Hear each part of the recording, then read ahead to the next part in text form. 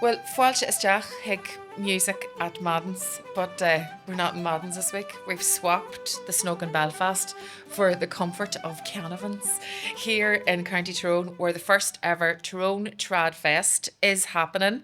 And last night there was a big gig in Ballygolly, and the headliners have joined us today. We're delighted to have you here.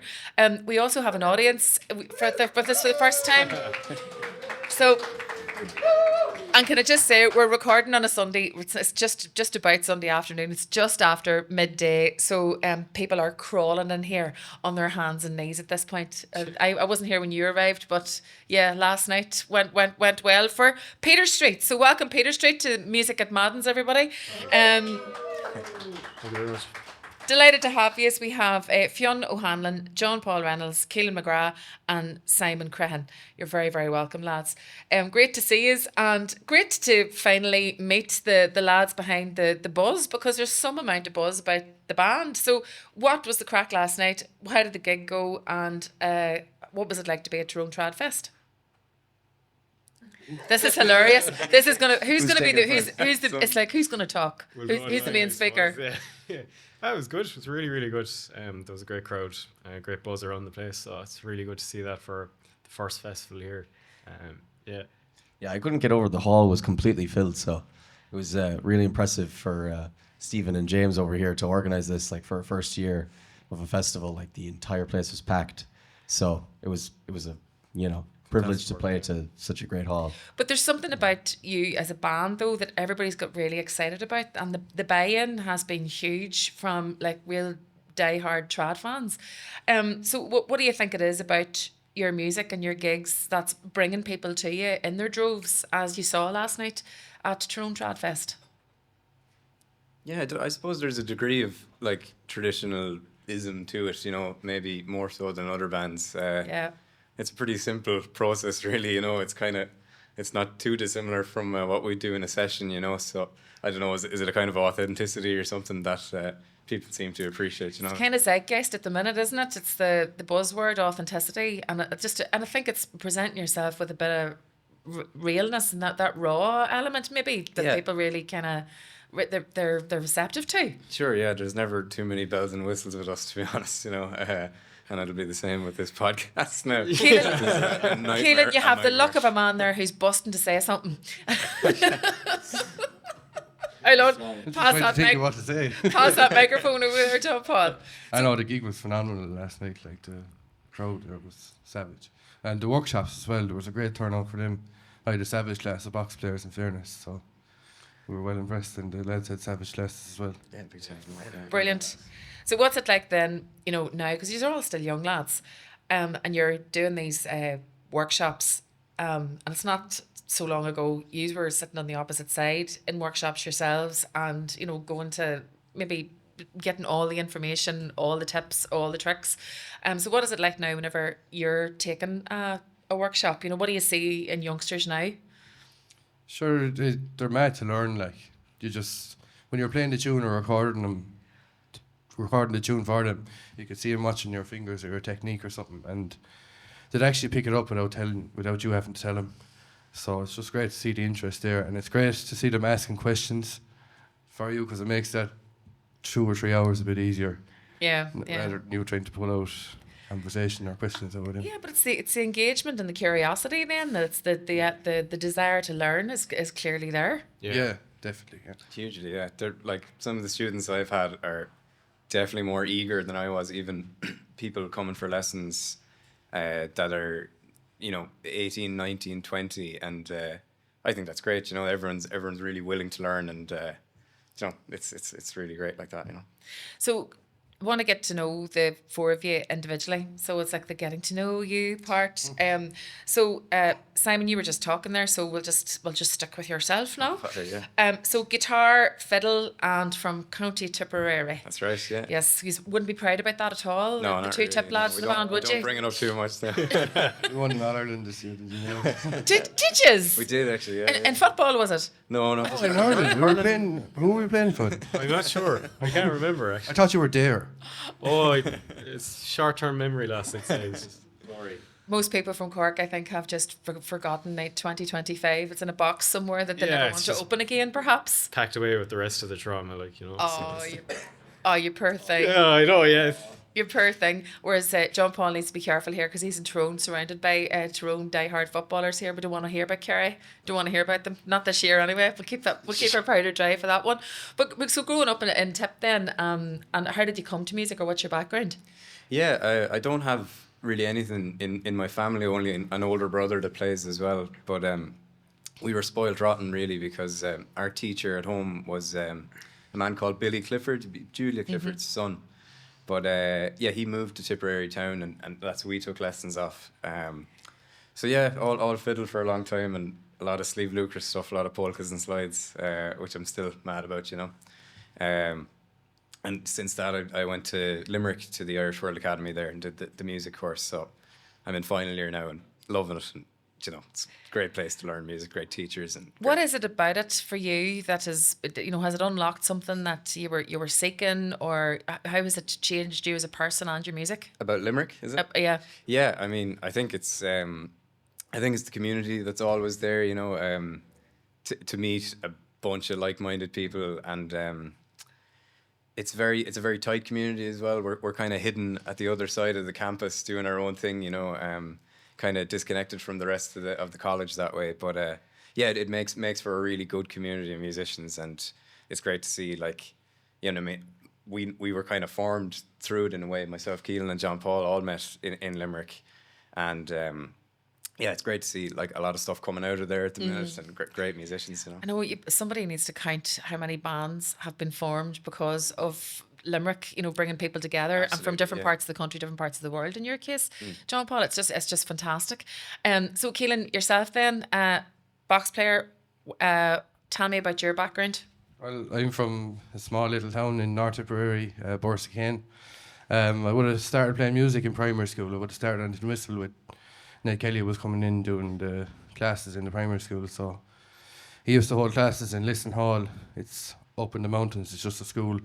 So I went there for about 6 months doing tin whistle, and I kind of got to like the sound of the accordion. He'd be going around the classroom playing the accordion with us. So that September, I started playing the accordion and never looked back since. That's it. And then, as Simon was saying, then you went to Limerick as well. Limerick, yeah, I went to Limerick there. Started the year COVID, I think 2020. So we missed the first year, but Did you feel a bit cheated by that? we still went in and made a good time of it. You more than compensated for it, did you? Yeah, we used to be let in every 6 weeks, 2 weeks. 3 weeks. I was there every week.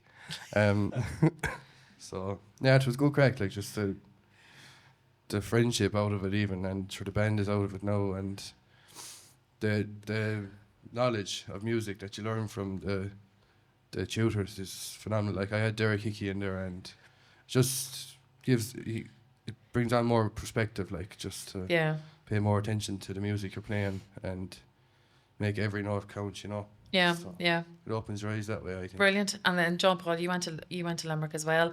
You're the second member of your family to be on the Music of Madden's podcast. That's right. Yeah. Yeah, and the second member to go to Limerick as well. That's right. I suppose my background, I learned off Rose Flanagan over in New York. Both my parents played as well, so constantly music in the house. My mom taught in the house, so I was kind of sick of it. And I used to say, I hate tunes, no more tunes, before I started playing. But yeah, my mother's Mulva Hill, Brendan and Martin would be our relations from the Glyn area in Limerick. So yeah, then came over here for college in Limerick, and I've been here ever since. So your Playing on it. mummy is Margie, and that's Mickey and Margie's girl down in Woodlawn is your That is, sister yeah. Erin, Erin Loughran, who was on the podcast there with her husband Mickey Coleman. It's just for anybody who's making the connection here. So John Paul is the little brother, and I'd been hearing about you for a long time. Everybody was saying, "Oh my God, he's phenomenal! Oh my God, he's savage! He's something else." Telling lies. But not at all. We're not. But it was. But growing up in the house then in Pearl River in New York, and you're saying that, you know, music was everywhere. when did you get over that wee bit of a rebellion where it was like, no, I don't want to be playing music. I don't want anything to do with it. And then what happened that drew you in? I can't actually point to a specific moment.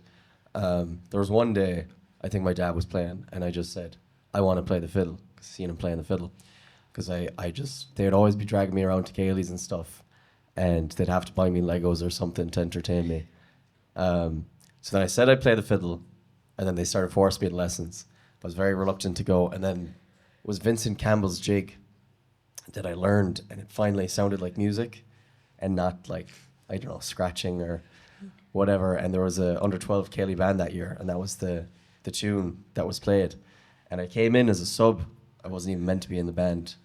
And then we went over and won an All-Ireland under 12 in the Cayley band in 2012 in Cavan. So that was the year that it all just kind of clicked for me. And Yeah. since then it's been, It's just a massive interest. part of your life. Yeah. What was that experience like coming over from New York with all the rest of the Cayley band for the Fleadh in Cavan?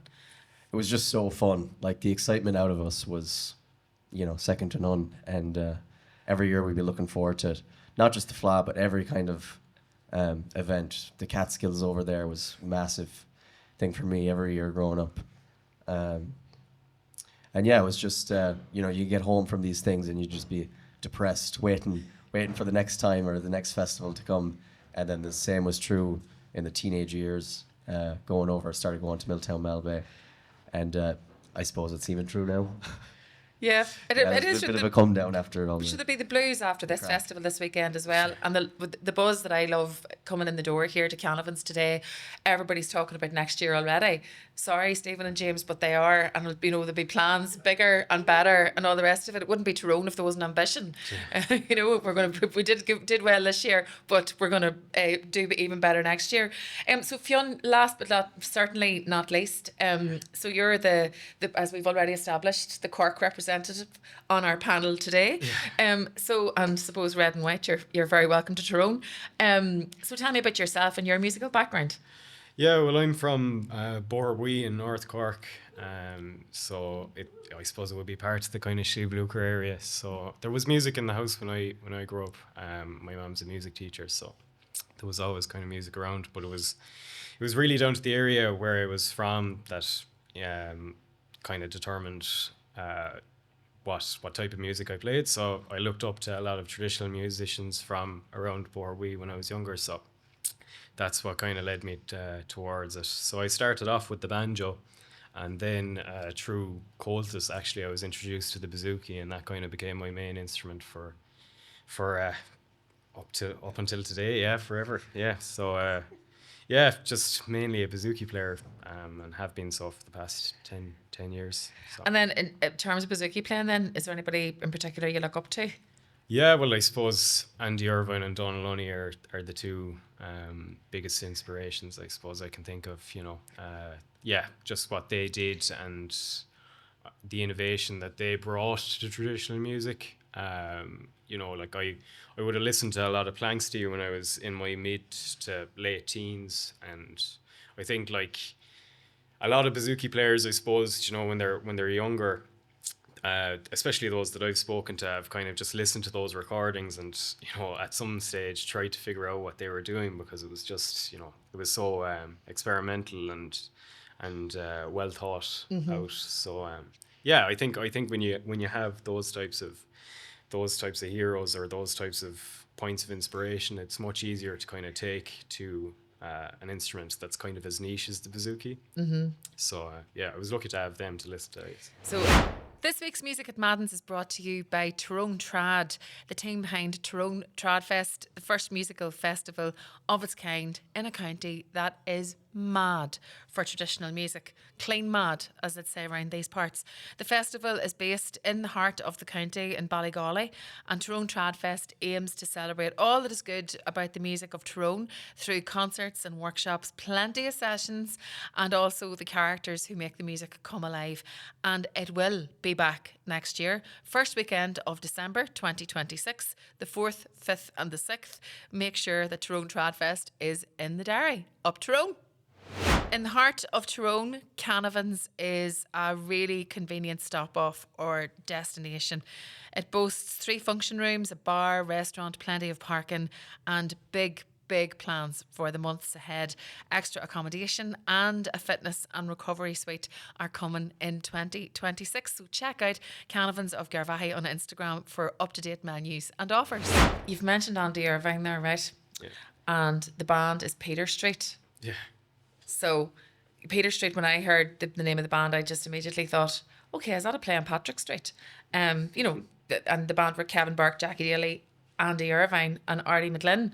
So now I'm kind of looking at you going, so who's Kevin, who's Jackie, who's Andy, and who's Artie? And was there any connection with Patrick Street and Peter Street when you were choosing the name of the band? No, it's just a pure coincidence. I'd say Peter Street is just the name of a tune that I heard Keelan and John Paul playing.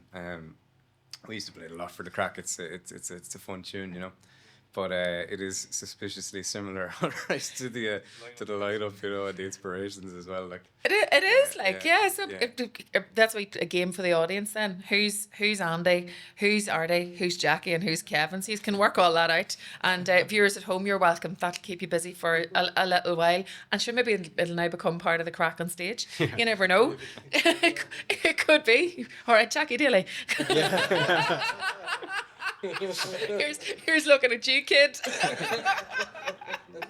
And you see, whenever you're coming together as a band, what are the building blocks to make a band work? Like, what do you have to put in place? And is this something that you are maybe taught at college? Because you've all studied music. Simon and Fionn, you're still in college, just finishing off your degrees.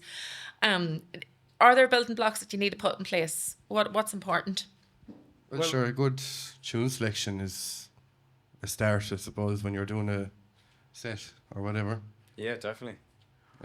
But do you need to be on the same wavelength then with the type of music that you're playing, the type of music you want to play? Fleadh Lucas got a mention twice here, so I'm feeling, and the type of music that you kind of get stuck into, it would be very Fleadh Lucas heavy and influenced. Would that be fair? Well, some of the polkas and slides, yeah, for sure, Yeah. they kind of feature in the set list. But I suppose the band kind of fell into place quite easily because Ye had played a lot of music together in college, and then Simon and myself had played in a lot of sessions and stuff like that as 2 backers. And I suppose when you've those 2 kind of sections already kind of sorted, you don't really have to discuss an awful lot. You're after playing a lot with each other, so that kind of led to the sound being kind of unified from the very start, really. So yeah, Definitely. Like, the boys would be hopping off each other, and me and John Paul might do something, and I'd look at him and say, I can do that as well, and we do it the next time round the tune. So yeah. we kind of be bouncing off each other the whole time. It's just the way it works for us. Brilliant. So a lot of improvisation, that sort of thing. Good energy. Yeah. Excited you. Yeah, I suppose. I mean, there's definitely some things we do over and over again, but it came from somewhere. We do something, look at each other. Oh, that's nice. We'll keep it in, or whatever. Yeah. And you guys definitely are, I would say, very methodical about your chord selection, making sure it suits the tunes very well, and then being creative with your choice of substitution, changing it up to keep the ear interested throughout the set. So I'd say playing with the boys back in, no offense, Keelan, I'm kidding, is a privilege, because they, good backing can make or break trad music. So Yeah. I think it's just a very strong foundation we have, and then of course Keelan's probably the person I found it the easiest to play with ever, melodically. So picks up things very quick. I know. He never gives compliments like this. It's very rare. I know they're gonna buy me food or drinks or something after the show, so it'd be worth saying it. So it and then obviously with the personalities, it just gels. Because you have to get on with the people who are in the band as well. That's a really important part of it, isn't it? I would say, it's the people you're going to work well with, and always get along. I suppose we're all equally boring, so I'm not getting that vibe at all, if you want to be really honest with you. Not at all. And I feel that if this wasn't if we weren't talking here on a stage in front of people, in front of an audience at 12 o'clock in the day after a late night last night, I feel that there'd be even more conversation coming out today. Some liquid courage would help, I'd say. Oh no! So John Paul has already mentioned going to the Fleadh under 12 Killy band competition, coming to Cavan and winning, which must be an amazing experience, like for that age. Never lived it down. What about the Fleadh memories with you? What was the best Fleadh you ever went to, or one that maybe made an impression on you as maybe a younger musician? And you don't have to keep it clean either. Like, you can actually tell me the real Fleadh stories if you want to. I've no stories anyway. I've basically no history of the Fleadh growing up. I never competed. We never really had. Some would say you're very lucky. Yeah, I know. I get that too. Yeah, but yeah, no, we didn't have much of a strong cultus branch. We had a fair few students for teaching beginners, but no emphasis on competition. So I think the first Fleadh I went to was in maybe 2019 or 2021 even. So I've basically nothing. Drogheda then? Drogheda, I think, was my first. Yeah, I was up with the Mehel Orchestra. I remember we were playing. That's where me and Fionn met. Actually, was in Mehel. Now that I think of it. Yeah. But I've basically no stories. I'm still pretty new to it. I've only gone to a couple. Oh yeah, I think you're in good company here, or maybe not. Maybe you're in bad company sitting beside Keelan there. Look, do you know what I'd love to do? I'd love to know what's going on in his head right now, because I know there's stories in there. There's badness, there's devilment, and I just wonder, is any of it going to? Are you going to be forthcoming with any of it? Hold on. Oh, he's going for the microphone. Hold on. Maybe. Sure, we all know the Fleadhs are great, right? Keelan, that was the most boring answer I know, ever. yeah. Come on. Like, good man never tells us. I know. The people watching at home, be careful. Yeah. I suppose I would have met you first in the Cayley Caravan. In Ennis. Yeah. It was a small little. The Keeley Caravan. Yeah, there was a small little caravan outside the. Was it the old ground? The old ground in Ennis, yeah. And all the younger lads ourselves used to pack into it. There could have been 30 inside this little caravan that wasn't 10 foot long or 2 foot wide. So I remember this little scot sitting up beside me. We were playing the banjo at the time, and he was sitting on the counter right in my ear. And I couldn't hear what I was doing with myself hardly. And I was going to give out to him, but then he said something nice to me, so we kind of, I don't know. Probably not. So that's where we would have met. Ennis would have been my highlight now. Yeah. I'd say 2016, because it was just good vibes. There was all the people you wanted there were there, and yeah, it's a good time for the Fleadh. Those years in Ennis were fantastic. they were savage. Yeah, good stuff. So good memories. The Keeley Caravan. Yeah. I like that. Now, I wonder if the Keeley Caravan's going to rock up to Belfast now in a couple of months' time. Huh? I actually have one of them. It's a great show, so it is. Here, I wonder, Bamber, can you get maybe something organised outside Madden's, get the Keeley Caravan outside for the Fleadh? I don't think it'll make it past Dublin. It barely makes it to Mintown every year. So. We could maybe make it work. And what about you, John Paul? Apart from the first experience of the Fleadh in Cavan, then it's a big part of your life in Pearl River, because it was like a highlight every year and something that you all work towards. Is that right? Definitely. We spend hours and hours grinding in the Cayley band practices, through thick and thin. There'll be some arguments and there'll be some cheek given to the teachers, who was also my mother.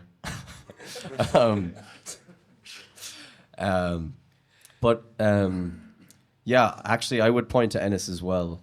I remember doing Mehel. Simon mentioned Mehel earlier, and I came over. I didn't really know many Irish musicians, and all of a sudden I was thrown in with like 100 other kids my age with the same interest, same passion for music, and then the Fleadh right after that, because the week was kind of getting to know everyone, a bit awkward, and then ended up with friends at the end of the week, got to know people.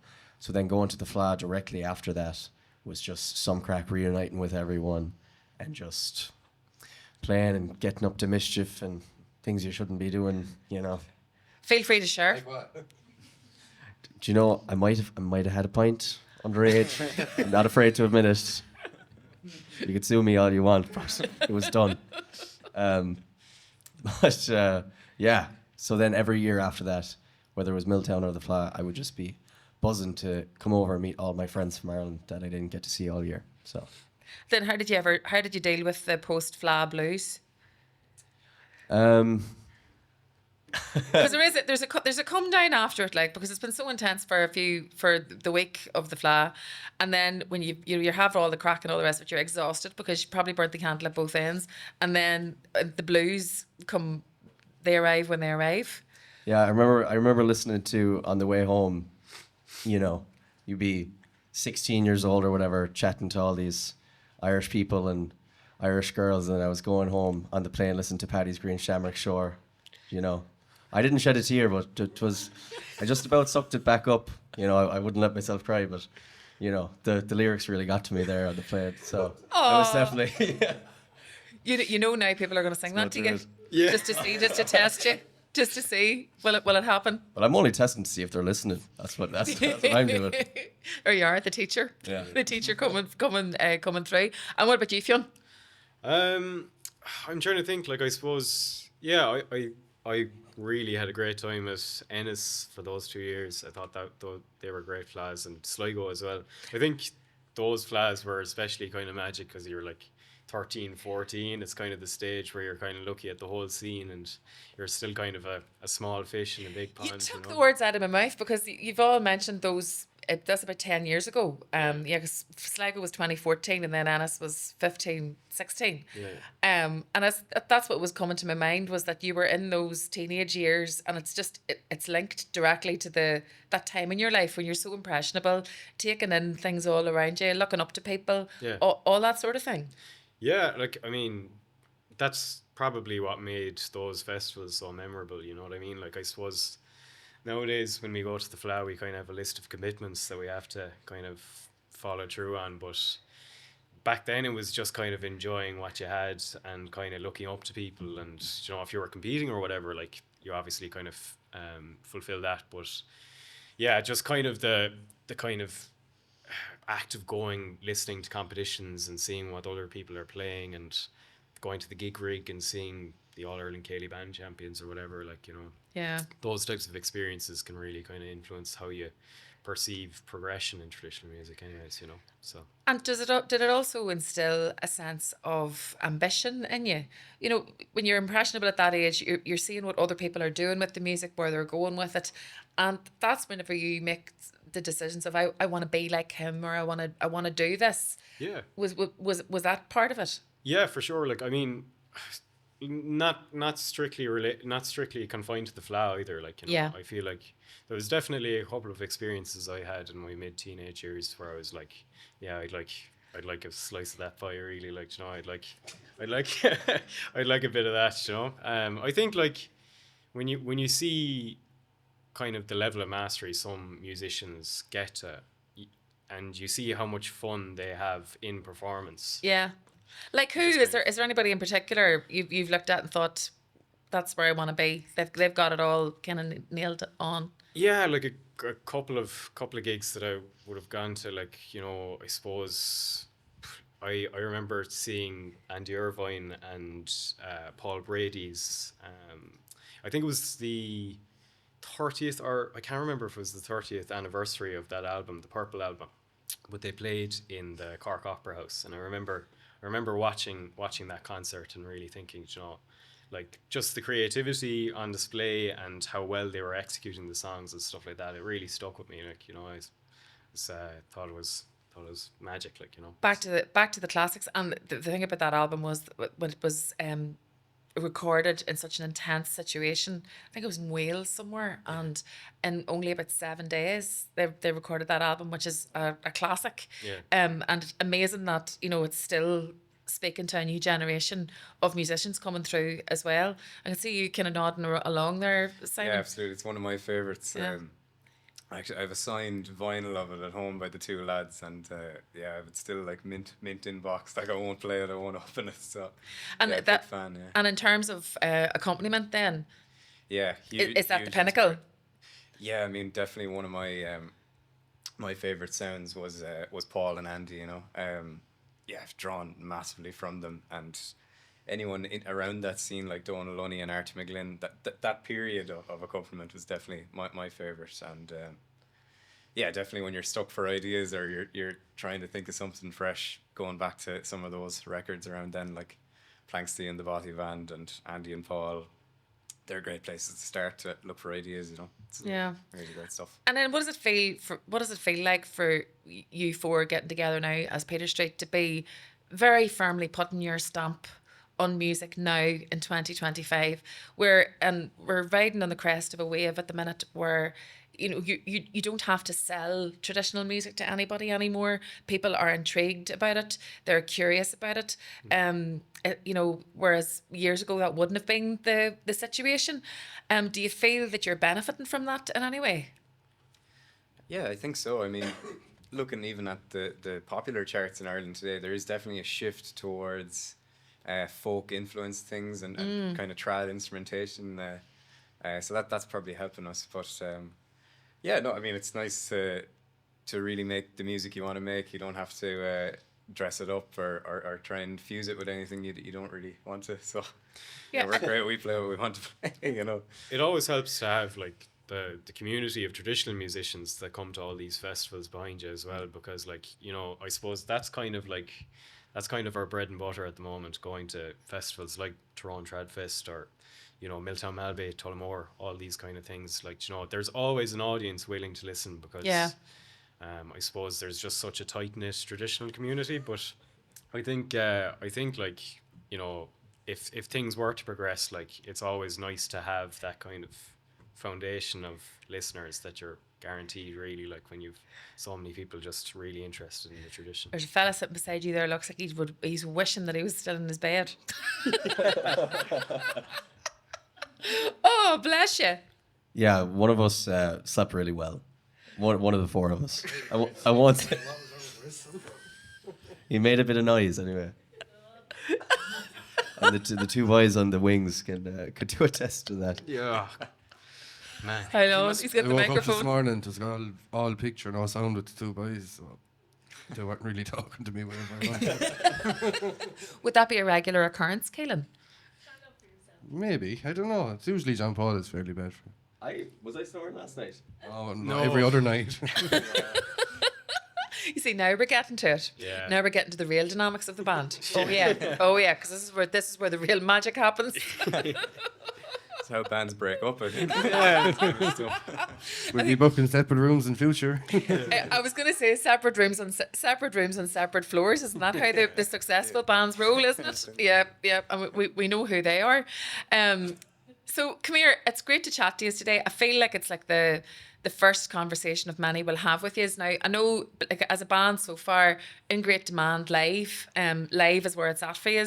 Even listening to you talking about your performances, you can feel and even after a late night, you can still feel the energy. So that says a lot. But you've an album more or less recorded. So this has been 2026. We'll get off to a good start with this then. Yeah, we might be out around March or April with it. Yeah, that's the plan. Yeah, having it Yeah. out in March. Before the kind of festival season kind of kicks off. So yeah, looking forward to seeing how people. How have you approached this first album when you've done so many live gigs? You've tried and tested your music so much in front of audiences. What then do you want to really put a stamp on your first album? Well, it was really fun. We kind of toyed around with a lot of kind of different different kind of like permutations of instrumentation, really, like, for backing and stuff like that. But yeah, I suppose we're just trying to kind of keep it as loyal to the live music as we can in certain ways. But yeah, what do you think? Yeah, we've a few nice tunes in it. Like we turned a Percy French song into a barn dance, just a Darling Girl from Blair. So we've that in a set of barn dance. There's somebody in the audience very happy about that. Yeah. So yeah, we kind of messed around with them a small bit, and we've a few of the heavy hitter tunes as well on it. Like, I don't know, the Otter's Hold would be a fairly common one, and Old John's Jig, and There's a lot of session music. yeah, really, a lot of session tunes, yeah, and kind of old favorites that we'd like to go back to. but I hope it'll be nice to listen to as a result, because there's kind of familiarity to the tunes. You know, it's Yeah. you know, the kind of playing the hits, I suppose, or Yeah. you know, the ones we all love. So But if that's what people want, you got to give the audiences what they want as well. There's an element of that with it too. And then, you know, at the live gigs, a lot of musicians really dislike the chatting in between the sets and in between songs. So how have you tackled that? Is that something you enjoy? Do you have the crack on stage? What way do you approach it? Can you not tell we love it here? No, yeah, it's always a bit of a nightmare. We try and divvy it up as much as we can. So we'll all try and introduce different sets, but definitely the music is a stronger area for us than the talking. You know, You won't find us doing stand up anytime soon. You just let the music do the talking. Yeah. Yeah. Yeah. If I had £1 for every musician who's come into a studio and said, "Oh, can we just not do that talking? But I'll just play an all set of tunes. Be all right." And you go, "No, you have to talk to me, because everybody has a story." And it's been great to hear your stories today here on Music at Madden's at Tyrone Tradfest. And like as I said earlier, it feels like the first of many conversations we'll have with you, whether individually or as Peter Street. I wish you all the best for the future, and particularly for next year with the album. We look forward to getting our ears round it, and look forward to the Keely Caravan rocking up to Madden's next August. I hope that's a promise you follow through on, Caelan. You might have to come down and meet me on the motorway. I don't know how hard you get me. I tell you, look, by hook or by crook, we're going to make that happen. Imagine we recorded the podcast inside it. Don't rule it out. Come here. Thanks a million, folks. Thanks for having Round of us. applause for Thanks Peter very Street, much. folks. Thanks, Thanks a lads. million for joining us today on the podcast.